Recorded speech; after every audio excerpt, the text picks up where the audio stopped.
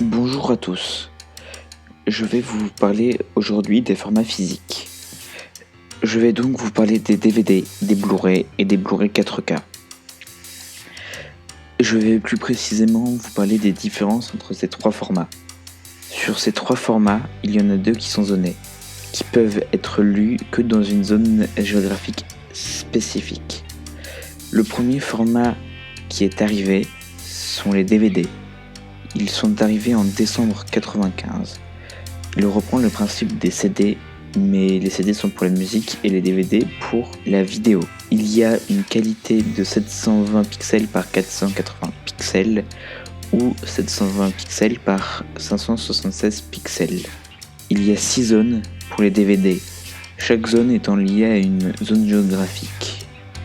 En France, nous sommes en zone 2. On peut aussi citer la zone 1, qui est la zone de l'Amérique du Nord, USA et Canada. Le DVD a été développé par Philips, Sony, Toshiba et Panasonic aussi. Le deuxième format qui est arrivé est le Blu-ray. Il est arrivé en 2006. Il a une qualité de 1920 par 1080 pixels. Il y a 3 zones. En France, nous sommes en zone B. Le Blu-ray a été développé entre autres par Sony. Le dernier format arrivé est le Blu-ray Ultra HD ou Blu-ray 4K. Il est arrivé en 2016. Il a comme définition 3840 par 2160 pixels. Ce format est dézoné, c'est-à-dire qu'il peut être lu n'importe où. Le meilleur format en termes d'image et de son est le Blu-ray Ultra HD. Il a une définition de 3800 par 2160 pixels et le son va jusqu'au Dolby Atmos. Par conséquent, à la deuxième place, nous avons les Blu-ray classiques et enfin les DVD. Mais économiquement, le plus avantageux est le DVD. Étant le format le plus ancien, le DVD est moins cher. On peut en trouver entre 5 et 10 euros. On a donc ensuite les Blu-ray entre 15 et 20 euros.